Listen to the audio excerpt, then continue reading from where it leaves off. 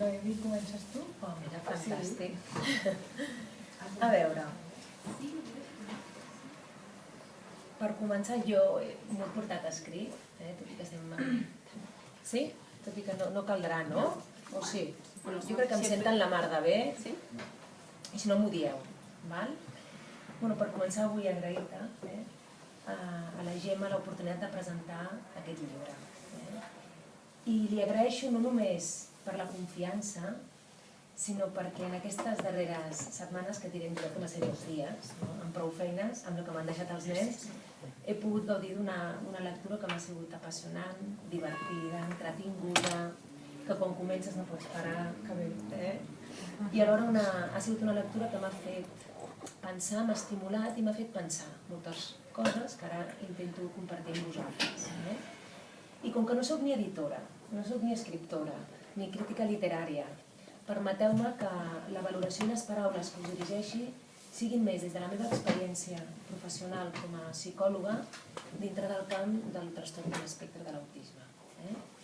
I és per això que el que us proposo és anomenar alguna de les característiques que han quedat molt ben retratades a la novel·la i n'hi ha molts temes, però el que he fet ha sigut escollir 5 temes que m'han resultat molt interessants i que he hagut de fer l'esforç de resumir i ara comparteixo amb vosaltres. El primer, us dic aquests 5 primers, el tema de la identitat, com ella aborda el testimoni i la condició d'una persona dintre de l'espectre de l'autisme i la capacitat que ha tingut de, a través del seu personatge, permetre copsar perfectament quines són les característiques d'una persona dintre de l'espectre de l'autisme i a més fer-ho amb tanta complicitat que crea identitat. I això ara després en parlaré una miqueta més.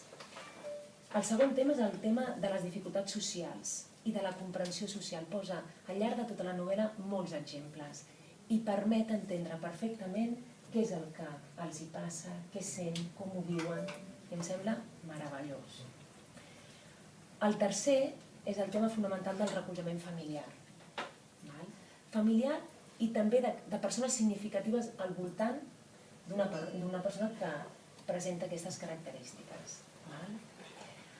El quart és el tema del bullying o l'assetjament, que tot sovint poden tenir i que sobretot passa amb aquelles persones que tenen dificultats de comprensió social i que són molt innocents i hi ha coses que no poden controlar. També queda molt ben retratat. I per últim, el tema dels perills en l'ús i l'abús de les noves tecnologies, les xarxes socials.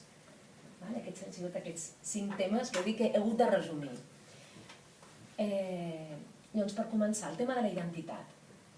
I la Gemma ha sigut capaç, ja en les primeres pàgines, de fer un retrat que per mi ha sigut excel·lent, de la descripció del que és un ASPI, que és com ells, els adolescents, es volen dir. I amb veu pròpia del protagonista i ho fa amb un gran enginy, habilitat, i sobretot aconseguint que la descripció transmeti el sentiment que us deia de pertinença i identitat. Aquí també ho és. I alhora ho fa d'una manera que genera acceptació. Ho vas llegint, és una acceptació positiva i complicitat de la condició. Doncs el que he fet és anar escollint alguns trossos que poden copsar aquesta idea. Doncs si em permeteu, uso i ho llegeixo. Una cosa important, això ho diu el Sam, que no diu la fitxa, és que sóc ASPI. O sigui, en paraules tècniques, síndrome d'Asperger. O encara, dit d'una altra manera, tinc TEA al funcionament. Jo soc d'una mena més adaptada socialment. Això és pur sarcasme, tot i que potser no es nota, i se suposa que els ASPIs no som gens dotats per la ironia, ni per al llenguatge metafòric. Diguem que passo per un paio estrany, amb pocs amics, tot i que m'agradaria tenir-ne, important. Una mica maleducat, cosa totalment incerta, ja que sóc molt respectuós amb els altres, però em costa entendre les estúpides regles socials que regeixen la vida de cada dia. I excessivament jiqui. O sigui, penjat dels ordinadors, obvi. Durant molt de temps no sabia si m'estimava més dir que era síndrome d'Asperger o que tenia síndrome d'Asperger. Al final he acabat decantant-me pel verb ser. I és que soc morè, soc d'espatlles amples, soc relativament alt, soc dretà, soc desmanyotat. Per què no dic que soc Asperger? En canvi, tinc la síndrome, és com qui té una piga. Però una piga es pot treure i la condició d'aspi no. O com qui té un refredat, el refredat es pot encomanar, la síndrome de cap de les maneres. Una condició d'organització del meu cervell que em fa diferent de la majoria de les persones. I és que la major part de les persones són neurotípiques, o sigui, NT. De petit ja sabia que no era com els altres, però ignorava per què. Als 8 anys em van diagnosticar. I aleshores vaig entendre per què els altres em semblaven d'un planeta diferent al meu. Em sembla meravellós. És ser... No hi ha... Crec que és importantíssim un missatge d'acceptació, d'una manera de funcionar diferent i que no passa res. És positiva i ajuda a que els altres entenguin el que acaba passant per tenir aquesta condició, que és el segon punt. Doncs aquesta etiqueta que ella ho anomena i que crec que el fet de llegir-ho i que ho puguin llegir pares, que ho puguin llegir els mateixos adolescents, que jo ja ho he començat a fer amb el grup. Evidentment, esclar, què vol dir? Si això no té cap, ja m'agrada, evidentment, per què no ho hem de dir, aquestes coses? Això trenca estereotips. No hi ha res dolent, sigui qui sigui, com es sigui. I normalitza. I amb la mesura que és una cosa normalitzadora, un deixa de tenir por i permet entendre i respectar les maneres diferents de ser de cadascú. Llavors, com us deia, em sembla genera confiança, complicitat i he trobat molt... alguns... Exacte, el bo, això ho volia comentar, quan ho vaig presentar en el grup d'adolescents, alguns, hi ha un tros també de la lectura que el que fa, el SAM, és anomenar també, ja que hi ha una condició d'ASPI, anem a comentar la condició dels neurotípics, com són, i ara és la que vull compartir amb vosaltres, que va ser molt bo també quan el veu. Els costa molt la soledat i sempre necessiten estar amb altra gent. Són intolerants a les diferències entre les persones. Quan hi ha un grup de persones neurotípiques tendeixen a fer rituals disfuncionals. Per exemple, solen dir-se com va, com estàs, cada cop que es troben, però mai no esperen que l'altre els ho contesti de debò. Poca capacitat per analitzar els detalls. Els seus interessos a la vida són millorar el seu estatus, impressionar els altres i fardar. Forta incapacitat per abstenir-se d'iniciar una conversa. Necessitat extrema de buscar consol afectiu en els moments d'angoixa. Quan els hi vaig llegir, cadascú deia el seu, evidentment, centrat en el que els hi passa. Però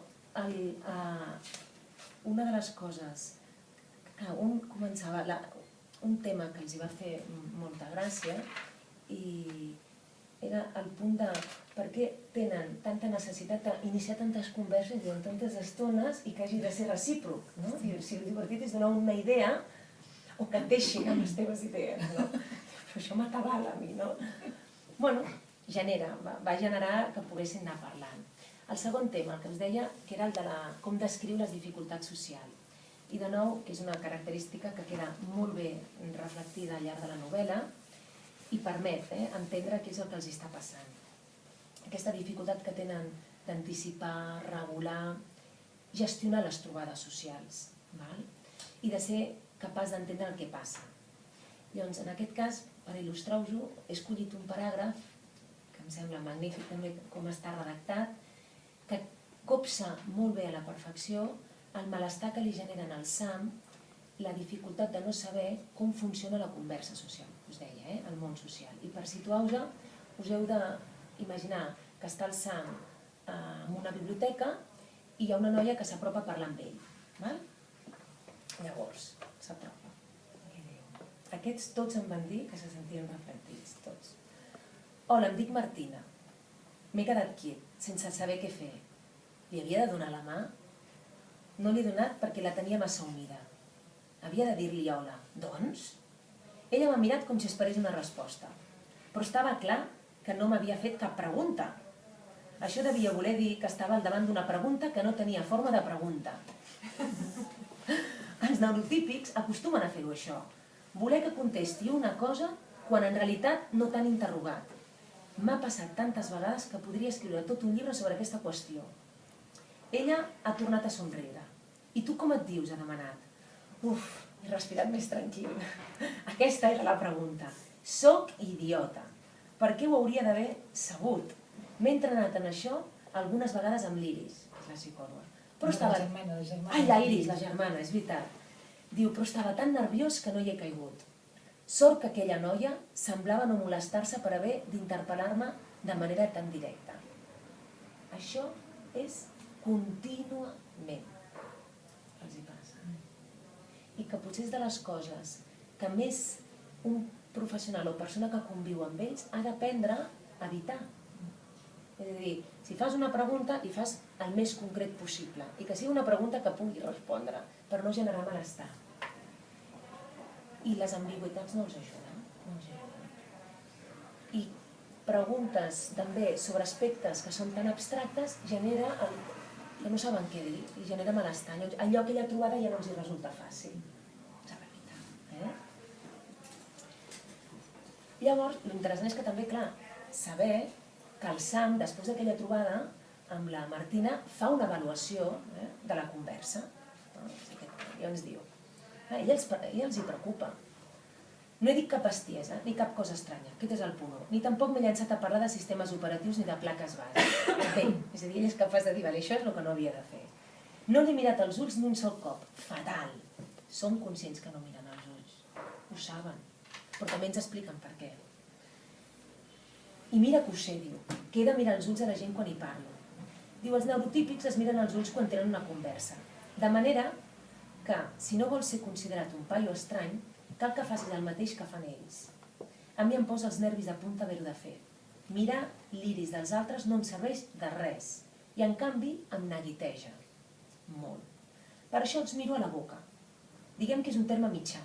Això és la seva perspectiva. Vull dir que entre mirar els ulls i mirar-te la punta de les sabates que no em va malament. Clar. El problema és que m'havia de concentrar tant en la conversa amb la Martina que no m'he recordat. És difícil fer dues coses alhora quan totes dues coses requereixen tanta aplicació. Trobo fabulós. Perquè reflecteix el que els estudis amb aquest tipus de pacients ens diuen. Estudis on no els dona informació mirar els ulls. Per què mirem a les persones? Perquè ens donen informació. Jo si miro i sabré perfectament qui s'està dormint. Si algú s'està dormint, jo ho veuré ara. No sé què faré, però jo ho sabré. Saps si t'adorm, si li agrada, si t'assenteix. Això ells, aquesta informació, ni la acullen ni tampoc la saben donar, o els hi costa més de fer-ho. També hi ha diferències, no? I el que els hi passa és que, clar, el que ells venen a dir és, escolta, jo sí, he de saber, si tu m'estàs parlant, jo el que he fet és escoltar per saber el contingut del que m'estàs dient. Mirem perquè ens dona informació. Si no et dona informació, no mires tant. Però el contingut el tens. D'aquí que hi hagi tants problemes d'interpretació. Perquè, clar, si només et quedes amb el llenguatge literal, que és el llenguatge analògic, falta informació, com ho dius, les mirades, i això és el que ells no saben fer. Sovint quan estàs en les converses amb ells, fas un comentari i dius, bueno, hi ha algú, i al final diu tot el grup, sí, fan el cap així, bueno, vale, recordeu que espero una resposta jo. Vale, bueno. Tercer gran tema, i que també volia compartir, és el recolzament fonamental dels familiars i de les persones significatives al voltant d'aquest tipus de persones. Llavors, sovint en la novel·la surt una mare, un pare, surt uns mestres i hi ha un rol que és fonamental, que és el de la germana. Jo el que vull destacar amb això és que els pares, jo crec que ja s'entenen que hi ha és un amor incondicional i un recolzament incondicional cap al fill. El que m'ha agradat molt és descriure en una novel·la el rol de la germana tan important que té, que és un igual i que a través d'una novel·la que se li pugui donar força a aquesta figura, crec que el que pot fomentar és que es vegin que tenen un paper molt important. I m'ha agradat molt com l'ha treballat. És una traductora. La Iris, que és una traductora social absolutament de tot el que passa. El valida i ell se sent altament reconfortat. I clar, és un equip fabulós. I això és fonamental, i m'ha agradat molt també com ho ha anat treballant. El quart tema és el del bullying i l'assetjament, que poden rebre aquest tipus de grup. Llavors ja sabem que aquest tipus d'adolescents amb aquestes característiques i els estudis ho estan revelant són diana. Diana de què? De rebre més assetjament perquè se n'adonen de seguida els neurotípics que no ho capten tot, perquè en què estan centrats? En els detalls. I ells volen copsar i no saben el que és important o no. De manera que hi ha un soroll i no saben on han de mirar, i això, perquè tots són sorolls, passen moltes coses, i sobretot en una classe. És una època duríssima, la de l'adolescència, per persones amb dificultats de comprensió social, perquè tots són dobles intencions, ironies, una època on també hi ha una necessitat de crear la pròpia identitat, de ressaltar sobre el grup, i clar, això amb ells els cansa moltíssim. I m'ha agradat molt també que es pugui captar, que pugui quedar-se registrat i que hi hagin figures com és alguns mestres que de seguida són sensibles, com els acompanyen, com els saben recolzar, fa que també el mestre sàpiga que és molt important perquè, torno a dir, la novel·la el que dona és molta veu en aquest testimoni. Doncs el que et permet és el que no diu. El que la Gemma aconsegueix és posar paraules al que realment no diuen, perquè no ho diuen. I si ho sabem és pels pocs testimonis que tenim, que tenen una gran habilitat per expressar-ho, però són pocs aquests. Ja en sabem els que pensen el grup de TEA de baix funcionament i els altres no.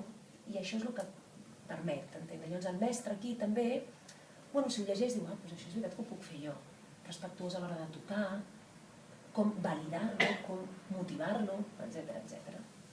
I ja per últim, i acabo, però per això no menys important ha sigut el tema dels perills amb l'ús i abús de les noves tecnologies i la xarxa social.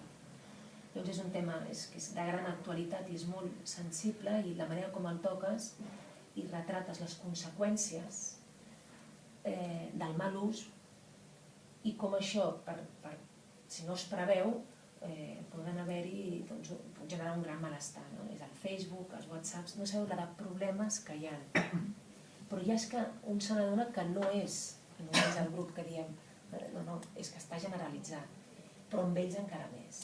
I llavors, obre perspectiva de mira a qualsevol adolescent. Per tant, és una lectura, una novel·la que amb un adolescent típic jo crec que el pot realment remoure certes coses i li dona eines de coses que li poden passar. Per això també ha sigut una cosa que volia compartir. Llavors ja per acabar. És una novel·la que és capaç de recollir l'essència del que es deia, que és viure i conviure amb una persona amb trastorn de l'espectre autista. I alhora és capaç de realçar i fer valer les parts més talentoses que tenen aquestes persones i que poden desenvolupar. És una novel·la entretinguda, divertida, que compleix la difícil tasca també de fer sentir bé a un i als altres. Tinguin dificultats o no les tinguin.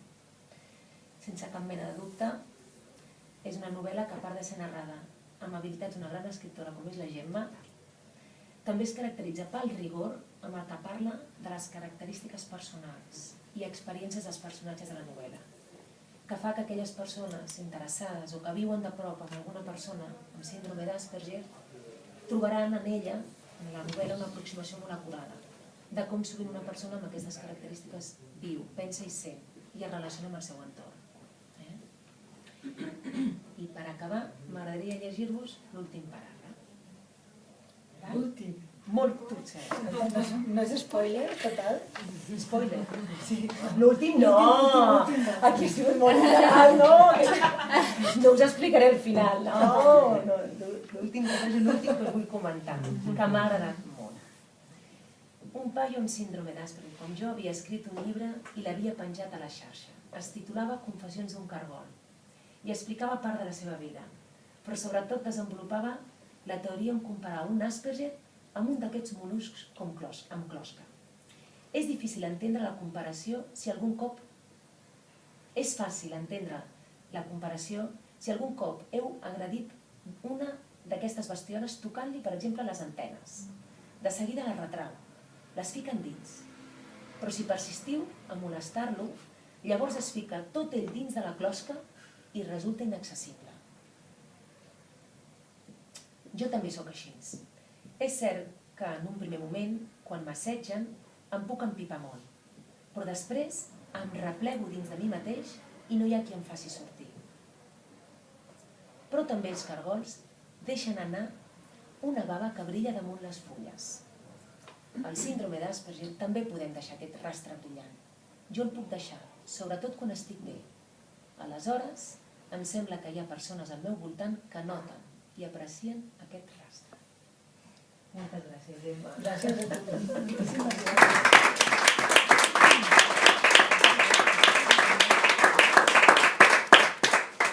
Moltes gràcies. De fet, jo no volia començar per títol, però començaré per títol, aprofitant que tu acabes de llegir això.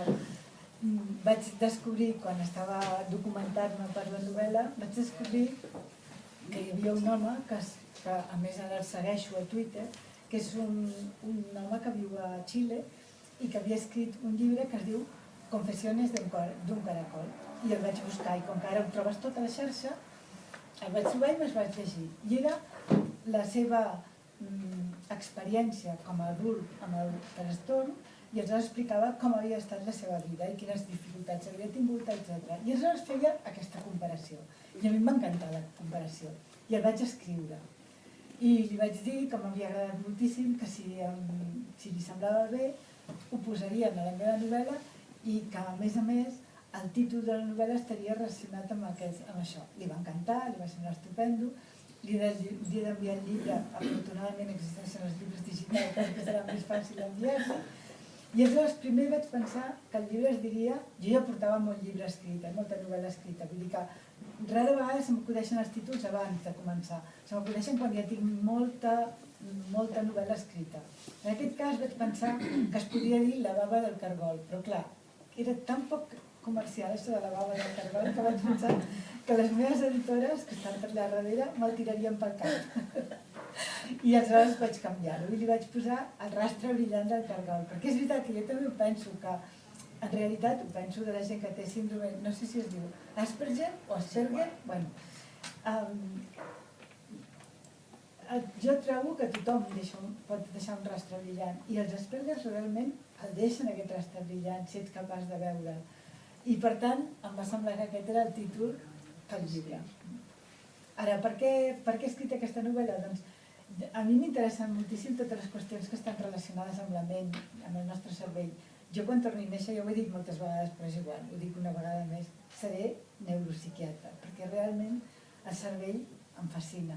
De fet, a casa tinc molts llibres sobre el cervell, sobre la ment, moltíssim. És un tema que a mi m'agrada moltíssim. I per tant, sovint els meus llibres, de fet sempre, els meus llibres tenen relació amb el conflicte personal o interpersonal. Per exemple, Bitllet d'anada i tornada és un llibre que parla de l'anorèxia, que seria el conflicte personal. Així és la vida Carlota, és el divorci dels pares i seria el conflicte interpersonal. És a dir, a mi sempre és això el que m'interessa. I per tant, jo tenia al cap fer una novel·la sobre un noi que tingués Asperger. De fet, no és la primera que escric, perquè el Club dels Maleïts, que és una col·lecció de 3 llibres, un dels 3 nens és síndrome d'Asperger i per tant ja era un tema que jo ja havia tractat. Però clar, de vegades tens una idea, que ja dic, en aquest cas era un tema, no sempre les idees són temes, de vegades la idea és un record, per exemple, el Cul de Sac neix d'un record d'un alumne meu que va tenir un accident i a partir d'aquí neix tota la novel·la. De vegades neix d'una conversa, doncs en el cas d'aquest llibre va néixer d'un tema, l'Asperger, però de vegades necessites una altra cosa per acabar de fer una història. I en el cas d'aquesta novel·la, la idea se'm va ocórrer quan un dia que vaig llegir una notícia sobre pederàstia. Havien detingut un pederasta i aleshores va ser veure la notícia i pensar, ja està, això forma part de la mateixa història. Quan estàs escrivint una història, o quan estàs, més ben dit, abans d'escriure-la, quan estàs pensant la història, ets molt receptiu a tot el que passa al teu voltant. L'Enric diu que sóc una ave carronyera. Jo dic que sóc una recicladora. Jo ho reciclo tot. I per això aquest dia estava veient el diari, vaig veure aquesta notícia i vaig pensar, ja està. Aleshores ja tenia un personatge, Asperger, clar, em vaig haver de documentar molt. Diu la Noemi que està ben plasmat una sèrie de coses, però us he de dir que, clar, jo m'he documentat, per exemple, en anar a veure la Noemi, que em va donar moltíssima informació, perquè a més jo necessitava crear un personatge adolescent i necessitava que la persona que llegís el llibre es pogués posar a la pell d'un adolescent. Per això em va ser molt útil totes les converses que vaig tenir amb tu. Em va ser molt útil també, vaig estar en un grup d'Aspergers, nois, tots ells adolescents, i em van deixar tastar dos dissabtes amb ells, fent activitats, i em va anar molt bé, perquè clar, jo el que necessitava era posar-me a la pell d'ells. Bueno, vaig parlar amb més gent, vaig llegir moltíssim. Això és una de les avantatges de ser, jo crec que és una de les raons per les que soc escriptora, perquè jo quan era petita pensava quina feina podia fer que fos estar tot el dia llegint. I al final l'he descobert, que és ser escriptora, perquè estàs llegint i dius que estàs treballant, i a sobre tots els altres estan treballant de veritat, i tu estàs llegint. És fantàstic.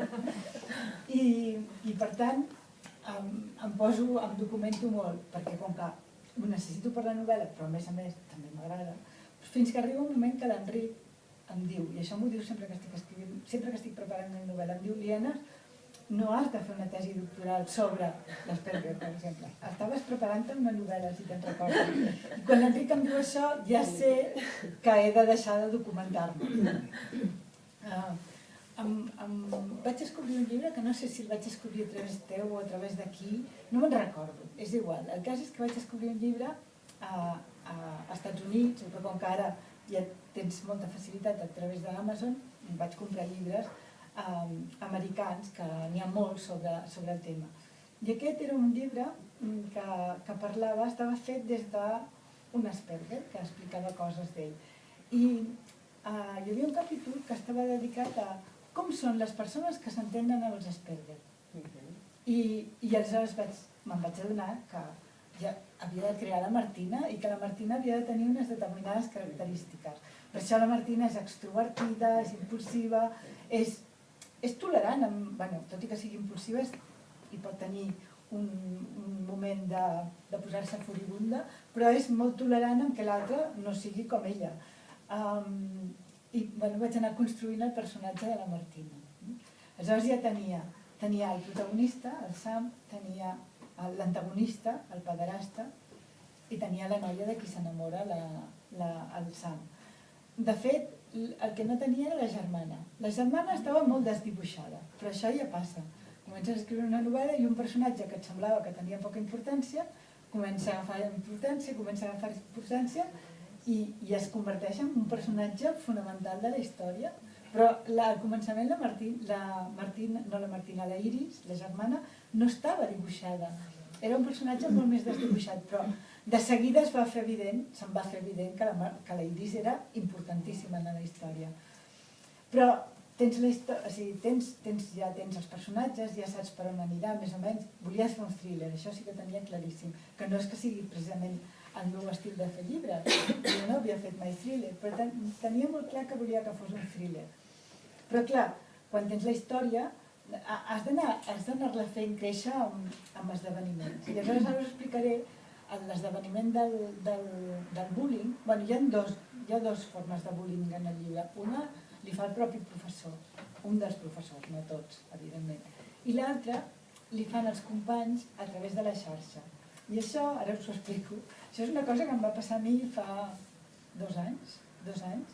Vaig anar-me'n entre setmana, 2 dies, a gravar un programa per la televisió. Era un programa que havia de pujar una muntanya, i mentrestant em feien preguntes i anàvem caminant. I aleshores, clar, el meu mòbil estava sense cobertura. I quan vaig tornar a Barcelona, quan estava en el cotxe ja tornant cap a Barcelona, vaig connectar amb la Laura, que és aquí davant, que és una persona que m'ajuda, aquí al costat de la meva filla, i em va dir, hi ha un follon horrorós muntat a fer al teu Facebook. Bueno, total, perquè jo ja ho vaig veure, que m'entraven coses molt estranyes, però molt estranyes. Llavors, quan vaig arribar a casa, clar, arribava plena de fam, cansada, cansada a tope. O sigui, l'únic que tenia era ganes de posar-me sota la dutxa, però no m'hi vaig poder posar, perquè vaig entrar al Facebook, vaig veure que hi havia una avalanxa de missatges que em deien de tot. Ets una mala persona, sembla mentida que hagis pogut fer això, t'esperarem a saltar de casa teva amb pancartes, quan vagis a parlar amb una ràdio trucarem per dir que ets una mala persona, quan estiguis en una fira del llibre vindrem i t'atacarem. I em deien de tot, però de tot, us asseguro, vaig quedar, jo pensava, però què diuen? Jo què he fet? Perquè tota aquesta gent, a més era una muntanya de gent. Em vaig quedar horroritzada. Però jo, clar, el que tenia clar és que fos el que deien, jo no ho havia fet, no sabia de què m'estaven parlant. I aleshores vaig penjar un missatge que deia: no sé de què m'esteu parlant, ni sé amb qui m'esteu confonent, evidentment jo no he fet res de tot això que dieu, i ara mateix me'n vaig a la policia a posar una denúncia. I ho vaig fer, me'n vaig anar a la policia, he de dir que no em va servir de res, això no els hi diria mai en els assetjadors, però no em va servir de res, perquè entre altres coses em va atendre una persona que era limitada, i em va costar molt que entengués que el problema era seriós. De fet, va entendre que el problema era seriós perquè jo havia imprès molts dels missatges, i un dels missatges, que és el que em va portar a entendre una mica què passava, una mica, molt poquet, era una que em deia: i ara a sobre la tal es queda sense la possibilitat d'adoptar aquesta criatura. I aleshores això la va impressionar a la policia, però bueno, és igual, el cas és que no va servir de res. Després va venir el cap de setmana i la gent va deixar de penjar-me missatges, perquè com que havien vist que me n'havia anat a la policia, suposo que això els va impressionar. I van deixar de posar-me missatges. Jo vaig haver de posar un missatge per tots els meus seguidors, perquè clar, jo tinc 6.000 o no sé quants seguidors, que tots havien llegit tot el que deia aquesta gent de mi. I aleshores hi vaig posar un missatge dient: ho sento moltíssim, no sé amb qui m'estan confonent, lamento molt tot el que ha passat. Aquells 2 dies, dissabte i diumenge, jo estava feta una porqueria.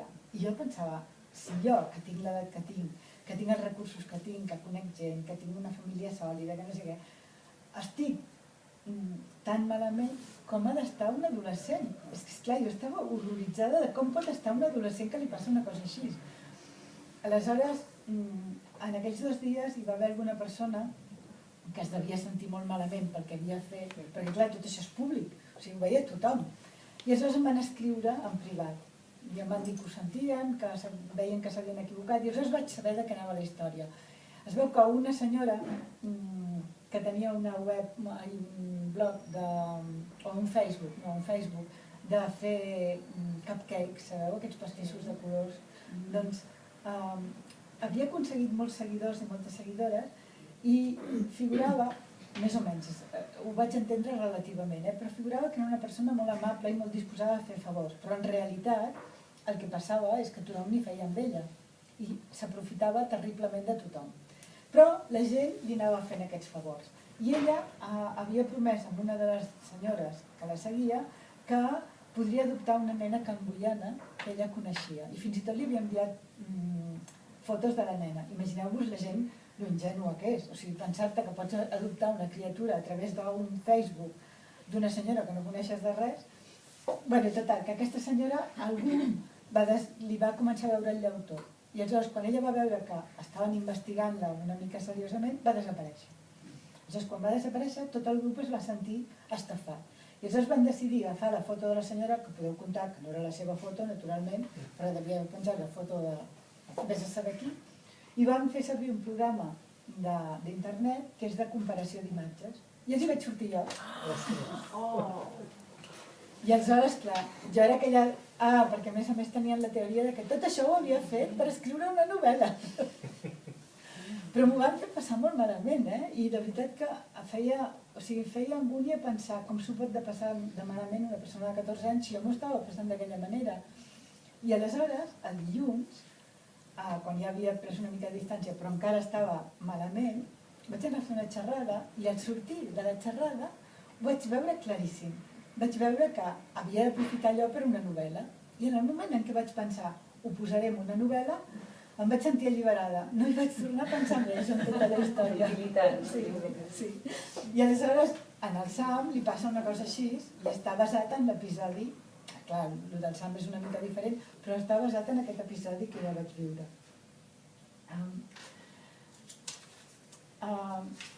També em vaig documentar molt per fer la part del pederasta. L'altre dia que vam fer la presentació de la Maite Carranza i jo, de fet, va ser la Maite Carranza la que em va presentar aquest inspector, bueno, és el cap de l'àrea d'investigació de persones. Bueno, no va així, no és així, però una cosa semblant. I la Maite feia broma l'altre dia perquè deia jo li vaig presentar i me'l va prendre. I després vam decidir que no, que l'havíem compartit, que era un triangle. La veritat és que va ser un home fantàstic. Em va convidar a anar a l'àrea aquesta especial que tenen, que està a Sabadell, i em van tenir moltes hores amb ells, moltes. I vaig aprendre moltíssimes coses. Vaig sentir pederastes parlant amb nanos i com, és que és terrible, és que no els deixen de petjar, els van atornillant fins que es tenen contra la paret. Terrible. Em van explicar moltíssimes coses. Em va explicar, per exemple, que una cosa que em va posar els pèls de punta, que cada vegada hi ha gent més jove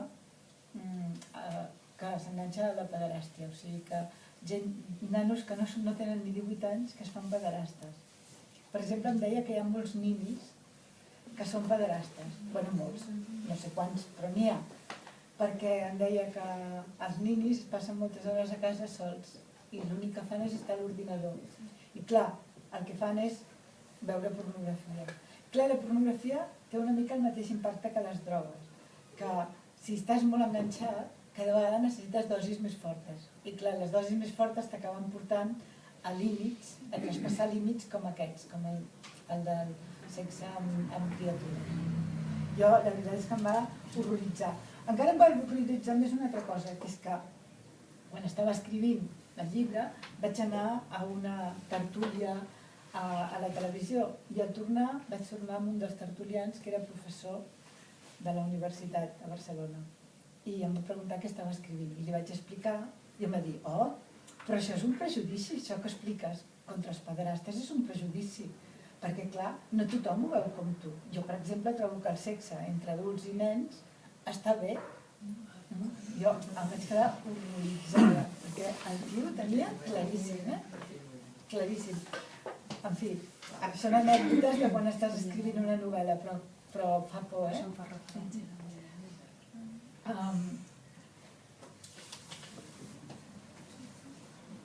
L'altra cosa que us volia explicar és els punts de vista. La novel·la està explicada des de 3 punts de vista. El punt de vista del Sam està explicat en primera persona. Per què? Perquè la primera persona sempre fa que el lector o la lectora empatitzi molt. Bueno, empatitzi o no, depenent de com tu muntis. Però el lector o la lectora es pot posar dins de la pell del personatge que parla en primera persona. És com si fossis una mica tu quan llegeixes el mateix personatge. Jo volia que el lector o la lectora es posés a la pell del Sam i fos el Sam i entengués què els hi passa a la gent que té Asperger quan estan en una situació d'aquestes que no controlen. I per tant vaig fer seguir la primera persona. En canvi la Martina no volia que creés tan poca distància, volia que creés també que també creés proximitat amb el lector però no tanta com el Sam. I aleshores vaig triar una tercera persona, però és una falsa tercera persona, perquè tot i que parlo en tercera persona, o sigui, miro a la Martina des de fora, però de tant en tant em poso dins el cap de la Martina. Per tant, el lector està amb una distància una mica més allunyat que del Sam, però una distància curta.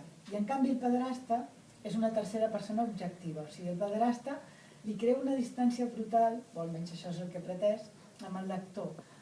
Faig servir una tercera persona objectiva perquè no vull posar-me dins del cap del pederasta, perquè de vegades he llegit thrillers que tracten la pederàstia i quan es posen dins del cap del lector, del pederasta, l'han de justificar. I aleshores han de dir que de petit va patir abusos sexuals o que de petit la seva mare no sé què, i a mi tot això no m'interessa, o sigui, jo no vull justificar-lo de cap manera. És un paio que fa una cosa horrorosa i per tant no el vull justificar. I aleshores em poso distant perquè el lector prengui la mateixa distància i no senti cap mena d'afinitat, de ganes de saber per què li passa això, és igual, no volem saber. I vaja, això és més o menys com es construeix una història. Després resulta que la història, quan la tens acabada, després de moltes anades i vingudes i tirar endavant i endarrere, la dones a llegir i aleshores et comencen a fer crítiques de com està i, en aquest cas, la vaig quasi llançar sencera i la vaig tornar a començar. Vol dir que la meitat del llibre el vaig tornar a reescriure. Però jo estic molt més contenta, o sigui que el resultat m'agrada molt més que la primera versió que tenia de la novel·la.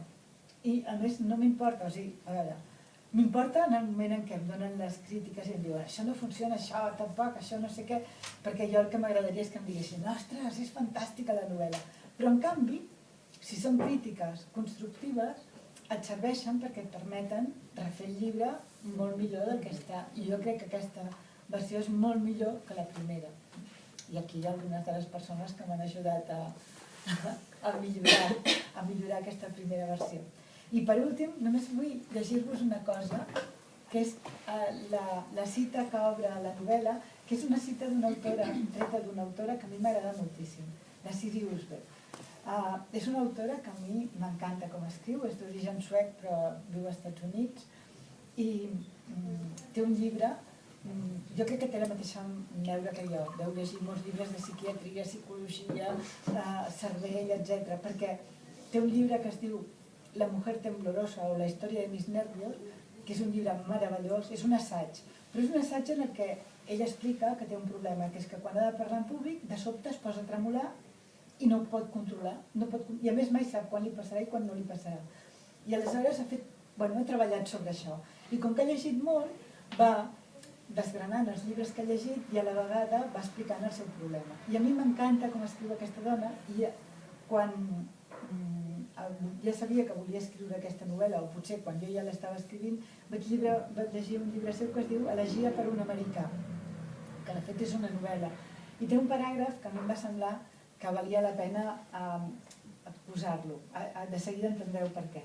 És el que obre, la cita que obre el llibre. Diu: com em va dir Linga una vegada, des de Plató, la filosofia i la cultura occidentals havien tingut un biaix ocular. La vista és el nostre sentit dominant. Ens llegim els uns als altres per mitjà dels ulls i anatòmicament són una extensió del cervell. Quan fitem els ulls dels altres, quan fitem els ulls d'algú, estem mirant-li la ment. I això és el que no poden fer la gent que tenen la síndrome d'Asperger. Doncs, moltes gràcies.